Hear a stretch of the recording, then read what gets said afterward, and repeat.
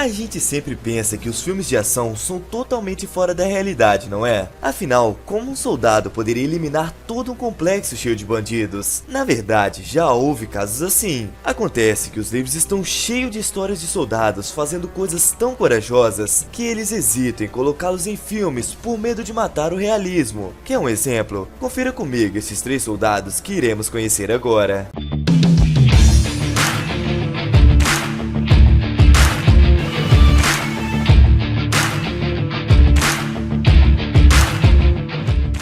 Simo Häyhä teve uma vida bastante simples na Finlândia. Ele cumpriu seu único ano obrigatório nas Forças Armadas e depois se tornou agricultor. Mas quando a União Soviética invadiu sua terra natal em 1939, ele decidiu que queria ajudar seu país. E como a maioria dos combates aconteceu na floresta, ele descobriu que a melhor maneira de impedir a invasão era pegar seu fiel rifle, algumas latas de comida e se esconder perto de uma árvore durante dias atirando em russos. E aliás, isso sendo a mais de 1 metro de neve e 20 a 40 graus abaixo de zero. É claro que quando os russos souberam que dezenas de seus homens estavam morrendo e que era por causa de um homem, eles ficaram com muito medo. Ele ficou conhecido como a Morte Branca por causa da sua camuflagem branca, e os russos realmente montaram missões inteiras só para matar esse cara. Eles começaram enviando uma força-tarefa para encontrar e levar ele para fora, e novamente ele matou todos eles. Então eles tentaram reunir uma equipe de atiradores de elite e os enviaram para eliminá-lo, e adivinha, ele matou todos também. Ao longo de 100 dias, Häyhä matou 542 pessoas com seu rifle, sendo que ele pegou mais ou menos 150 com sua submetralhadora K-31, subindo sua contagem de mortos para até 705. Como os russos que sobraram estavam morrendo de medo de chegar perto dele, eles bombardearam todos os lugares que achavam que ele poderia estar. Supostamente, eles tinham a localização correta, e ele realmente foi atingido por uma nuvem de estilhaços que destruiu suas roupas, mas não chegou nem perto de machucar muito ele. Então, finalmente, em 6 de março de 1940, algum soldado muito sortudo atirou na cabeça de Häyhä, e quando alguns outros soldados aliados o encontraram e trouxeram de volta para a base, ele tinha metade de seu rosto faltando. Isso, como os soldados disseram. Apesar de ter sofrido um desagradável caso de síndrome por causa do tiro no rosto, ele ainda estava muito vivo e recuperou a consciência em 13 de março, exatamente o dia em que a guerra terminou.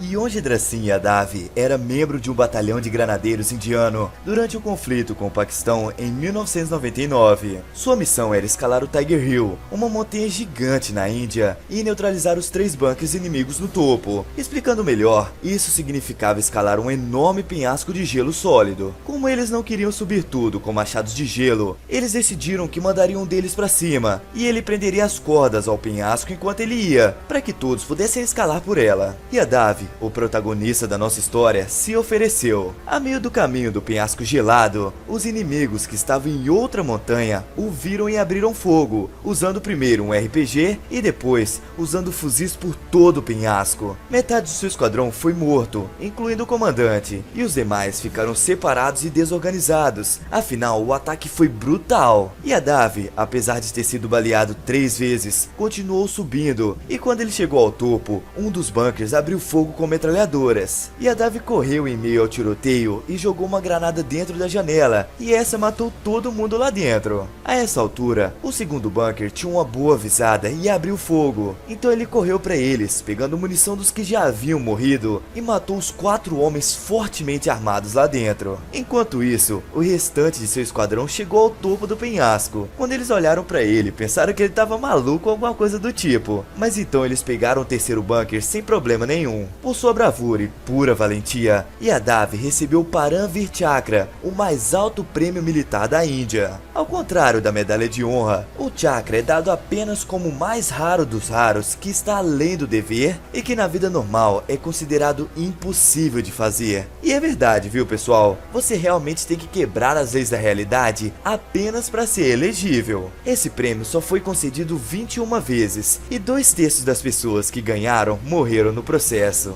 Nascido em uma família de fazendeiros do Tennessee, Alvin York passou a maior parte de sua juventude em bares e entrando em brigas malucas. Quando seu amigo foi morto em uma dessas brigas, ele jurou parar com a bebida e se tornou um pacifista. Quando ele recebeu sua convocação em 1917, York apresentou um objetor de consciência, que foi negado. Eles o enviaram para o treinamento básico, e cerca de um ano depois, ele era um dos 17 homens designados para alcançar e tomar um acampamento fortificado que protegia uma ferrovia alemã. Quando se aproximavam, os alemães viram eles e abriram fogo, rasgando 9 dos homens em pedaços. Os poucos sobreviventes fugiram, deixando York sob o fogo assustador de 32 metralhadoras. Como ele disse em seu diário, eu não tive tempo para me esconder atrás de uma árvore ou pular no mato, nem sequer tive tempo direito de me ajoelhar ou deitar. Não tive tempo de fazer nada a não ser observá-los lá e dar o melhor do que eu tinha. No início, eu estava atirando deitado, assim como costumamos atirar nos alvos nas competições de tiros nas montanhas do Tennessee, e era quase a mesma distância, mas os alvos aqui eram bem maiores. Era impossível errar a cabeça ou o corpo de um alemão a essa distância, e realmente, viu, eu não errei. Depois que ele matou os primeiros 20 homens, um tenente alemão juntou 5 soldados para tentar pegá-los sorrateiramente.